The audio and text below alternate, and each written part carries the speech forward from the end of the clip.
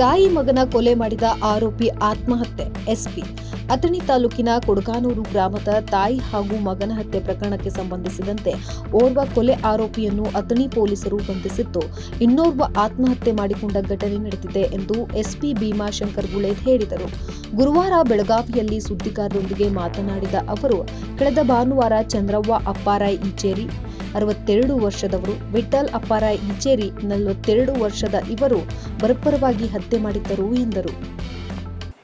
ಅಥಣಿಯಲ್ಲಿ ನಮಗೆ ನಮ್ಮ ಐಗಳಿ ಪೊಲೀಸ್ ಠಾಣಾ ವ್ಯಾಪ್ತಿಯಲ್ಲಿ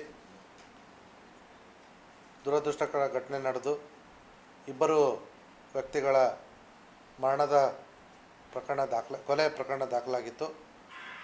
ಆ ಪ್ರಕರಣದಲ್ಲಿ ಕಳೆದ 3-4 ದಿವಸ ನಮ್ಮ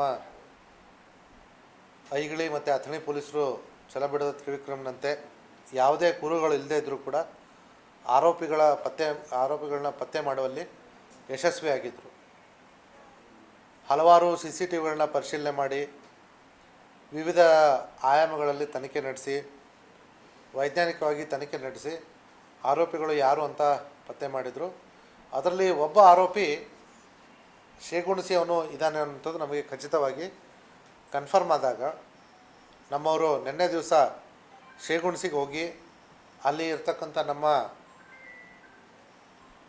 ಪೊಲೀಸ್ ಸ್ನೇಹಿತರಿಗೆ ಈ ವ್ಯಕ್ತಿಯ ಫೋಟೋವನ್ನು ತೋರಿಸ್ಬೇಕಾದ್ರೆ ಇನ್ನೊಬ್ಬ ವ್ಯಕ್ತಿ ಕೂಡ ಅದೇ ಊರಿನವನು, ಆಪಾದಿತನು ಕೂಡ ಅದೇ ಊರಿನವನು ಅಂತ ಗೊತ್ತಾಗಿದೆ.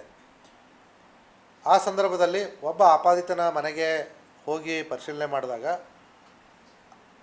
ಆ ವ್ಯಕ್ತಿ ಅಲ್ಲಿರಲಿಲ್ಲ. ನಮ್ಮ ಪ್ರಮುಖ ಆರೋಪಿ ಹೆಸರು ಸುರೇಶ್ ಸವದತ್ತಿ ಅಂತ ಹೇಳಿ. ಮತ್ತೊಬ್ಬ ಅವನ ಜೊತೆ ಬಂದಂಥ ಸಂಗಡಿಗ ಶ್ರೀಶೈಲ್ ಹೊರಟ್ಟಿ ಅಂತ ಹೇಳಿ. ಆ ಶ್ರೀಶೈಲ್ ಹೊರಟ್ಟಿಯವನು ಕೂಡ ಅದೇ ಶೇಗುಣಿಸಿವನ ಇರಲಾಗಿ ಅವನ ಮನೆ ಹತ್ರ